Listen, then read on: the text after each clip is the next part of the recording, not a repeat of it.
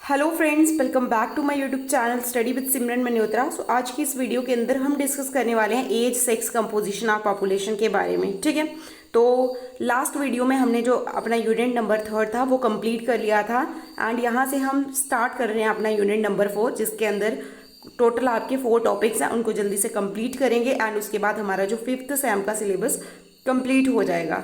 तो आगे बढ़ने से पहले अगर अभी तक आपने मेरे चैनल को लाइक, शेयर एंड सब्सक्राइब नहीं किया है तो please like, share and subscribe to my YouTube channel. So let's begin this video.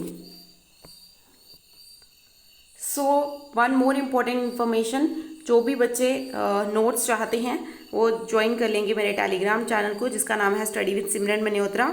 आप इस टेलीग्राम को ज्वाइन कर लेना। वहाँ पे आपको सारे जो नोट्स हैं फर्स्ट के चाहिए होंगे आपको, या सेकंड, फर्स्ट, थर्ड और फिफ्थ सेम के सारे जो नोट्स हैं वो इसी चैनल पे आपको मिल जाएंगे। साथ में जो प्रीवियस ईयर पेपर्स हैं वो भी हमने अपने चैनल पे डाल के रखे हैं, तो आपको प्रीवियस ईयर पेपर्स भी अपने चैनल पे मिल जाएंगे और मैं आपको डिस्कस भी करा दूंगी एक दिन। तो चलिए फिर आज की वीडियो को स्टार्ट करते हैं एंड समझते हैं age, sex, composition of population के बारे में। सो सबसे पहले हम समझते हैं एज, सेक्स, कंपोजिशन का मीनिंग।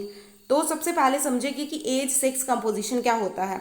अगर हम डेफिनेशन की बात करें, the structural distribution of a given population broken down by biological sex and age brackets at a specific point in time.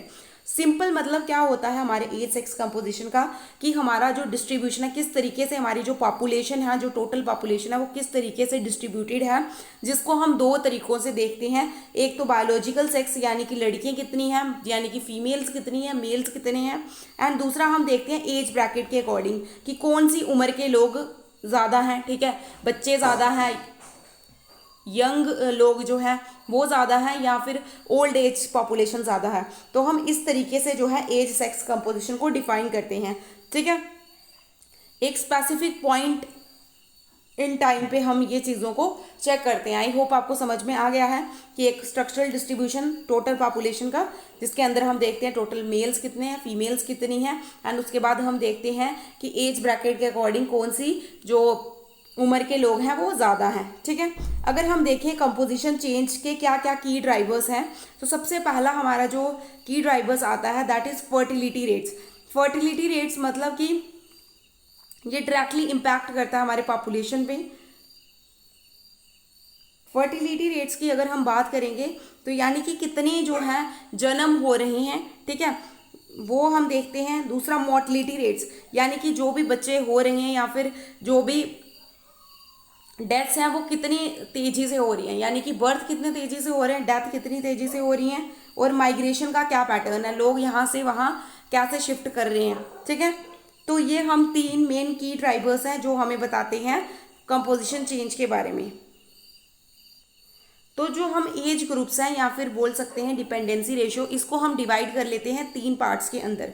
पहले तो हमारे आते हैं यूथ डिपेंडेंट्स, दूसरे आते हैं वर्किंग एज पॉपुलेशन, और तीसरे आते हैं एल्डरली डिपेंडेंट्स। ठीक है, तो हम पहले यूथ डिपेंडेंट्स को देख लेते हैं। यंग डिपेंडेंट्स वो लोग होते हैं जिनकी उम्र 0 से 14 ईयर्स, मतलब ये आपके जो है बच्चे आ गए। इसमें आपको जो है क्या करना पड़ता है, जो यूथ डिपेंडेंट्स है इनमें आपको ज़्यादा खर्चा करना पड़ता है, हेल्थ में, इनकी स्कूलिंग पे खर्चा करना पड़ता है, एंड ये एक सिग्नल होते हैं कि फ्यूचर की वर्क फोर्स है वो क्या हो रही है, ग्रो हो रही है। ठीक है, तो ये आपके आगे यूथ डिपेंडेंट्स। दूसरी उम्र के लोग जो हम कैटेगराइज करते हैं, ये 15 से लेके 59 टू 64 ईयर्स तक रहते हैं। ये प्राइमरी ऐसे लोग होते हैं जो हमारी इकोनॉमिकली सर्व कर रहे हैं, हमारी कंट्री को सर्व करते हैं। ये एक एक्टिव सेगमेंट होती है। ठीक है, तो ये आपकी हो गई वर्किंग एज, जो हमारी कंट्री के लिए काम वगैरह कर रहे हैं लोग। थर्ड नंबर की जो पॉपुलेशन है ये होती है एल्डरली डिपेंडेंट्स, जो कि आपकी 60 टू 65 प्लस ही आपको देखने को मिल जाती है। इसके अंदर क्या होता है कि यहाँ पे आपको देखने को मिलता है medical science, life expectancy, and यहाँ पे पेंशन सिस्टम हमें देखने को मिल जाते हैं, 3 चीज़ें। ठीक है, उसके बाद अगर हम देखें डिपेंडेंसी रेशियो को, फॉर्मूले को हम कैसे देखते हैं। अगर हम इसके फॉर्मूले को देखें, डिपेंडेंसी रेशो फॉर्मूले को देखें, तो हम कैसे निकालते हैं, हम क्या करते हैं, जो पॉपुलेशन है हमारी यंग डिपेंडेंट की उनको लेते हैं, जो एल्डरली डिपेंडेंट की पॉपुलेशन है उसको लेते हैं, और दोनों को क्या कर लेते हैं, प्लस कर लेते हैं, और डिवाइड किससे करते हैं, जो हमारी वर्किंग एज की पॉपुलेशन है उससे हम क्या करते हैं, डिवाइड करते हैं और मल्टीप्लाई करते हैं 100 से, और इससे हमारी क्या निकल के आ जाती है, आपकी डिपेंडेंसी रेशो कि कितने लोग डिपेंड है एल्डरली लोगों पे। ठीक है, तो आई होप आपको डिपेंडेंसी का फॉर्मूला समझ में आ गया। नाउ हम डिस्कस करते हैं हमारा डिफाइनिंग सेक्स रेशो। ठीक है, सेक्स रेशो क्या होता है, जो भी मेल एंड फीमेल पॉपुलेशन एक गिवन रीजन में उनके प्रपोर्शन को ही हम क्या बोलते हैं, सेक्स रेशो बोलते हैं। और सेक्स रेशो को हम इंटरनेशनल स्टैंडर्ड्स में अलग अलग तरीके से मेज़र करते हैं। जैसे अगर हम ग्लोबल स्टैंडर्ड की बात करें तो हम यहाँ पे कैसे मेज़र करते हैं, जो मेल की पॉपुलेशन है उसको फीमेल के पॉपुलेशन से डिवाइड करके इंटू 100 से मल्टीप्लाई करते हैं, और हमारे पास क्या निकल कर आ जाता है, हमारा sex ratio at international level. अगर हम इंडिया के स्टैंडर्ड की बात करें तो हम इंडिया में क्या देखते हैं कि नंबर ऑफ फीमेल्स पर 1000 मेल्स में कितनी फीमेल्स हैं, उसको हम इंडिया के सेंसस स्टैंडर्ड के अकॉर्डिंग मेजर करते हैं। जैसे यहाँ पे क्या करते हैं, हम फीमेल पॉपुलेशन को मेल की पॉपुलेशन से डिवाइड करके मल्टीप्लाई कर देते हैं 1000 के साथ। ठीक है, और हमारे यहाँ पे इंडिया के अकॉर्डिंग निकल कर आ जाता है।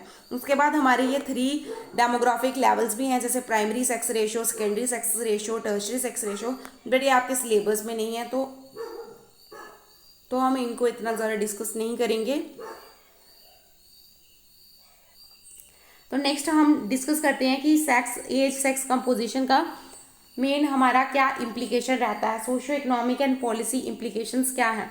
तो सबसे पहले अगर हम बात करें तो पहला जो इम्प्लीकेशन है that is demographic dividend. Demographic dividend का सिंपल मतलब होता है कि हमारी वर्किंग एज पॉपुलेशन कितनी है।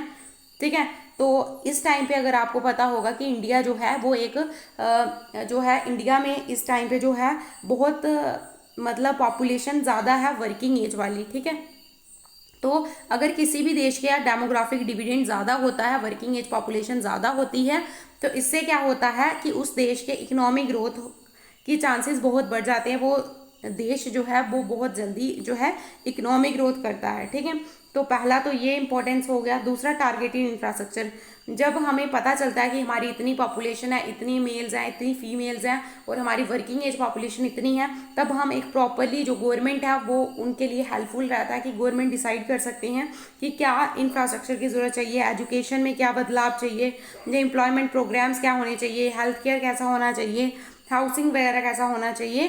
तो ये भी हमें एक इसका इम्प्लीकेशन देखने को मिलता है। ठीक है, उसके बाद अगर हम बात करें एड्रेसिंग जेंडर डिस्पैरिटीज़, हमारा जो एज सेक्स कंपोजिशन है वो हेल्प करता है हमें किसके लिए, जेंडर डिस्पैरिटीज़ को एड्रेस करने के लिए। ठीक है, जो सेक्स रेशो है ये हमें हाईलाइट करता है जो भी सोशल इश्यूज हैं, जैसे फीमेल फोइटिसाइड चलता है। फीमेल फोइटिसाइड का मतलब होता है कि जब जो छोटी बच्ची हैं उनको जैसे उनका जन्म होता है तब भी उनको मार देना। ठीक है, उसको बोलते हैं फीमेल फोइटिसाइड।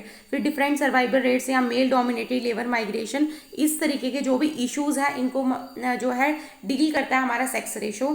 ठीक है, उसके बाद अगर हम बात करें कि जब हमें पता चल जाता है कि हमारी इतनी जो एज की पॉपुलेशन है जो कि आगे आने वाले टाइम पे बूढ़ी हो जाएगी। ठीक है, अभी तो हमारी इंडिया में ऐसा बहुत सा यूथ है जो अभी वर्किंग एज में है, लेकिन कुछ देर के बाद वो क्या हो जाएगा, बूढ़ा हो जाएगा।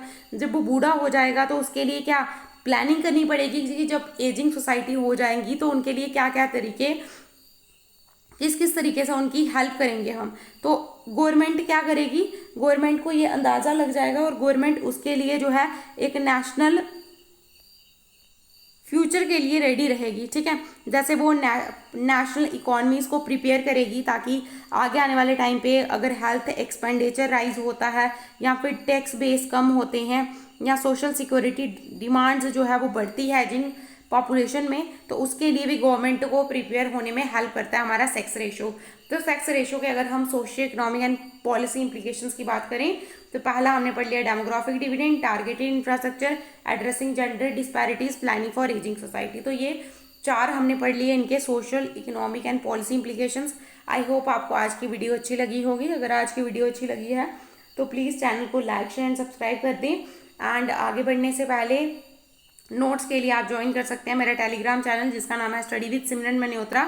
ठीक है। वहाँ पे आप लोग जो हैं उस चैनल को ज्वाइन करेंगे तो आपको सारे के सारे नोट्स मिल जाएंगे। अगर कोई डाउट या क्वेरी आती है तो आप मुझे इंस्टा पे भी मैसेज कर सकते हैं, जिसका नाम स्टडी विद सिमरन मल्होत्रा है। वहाँ पे आपको सारे डाउट्स का रिप्लाई मिल जाएगा। तो चलिए फिर जल्दी मिलेंगे नेक्स्ट वीडियो के अंदर। तब तक के लिए bye bye, have a nice day.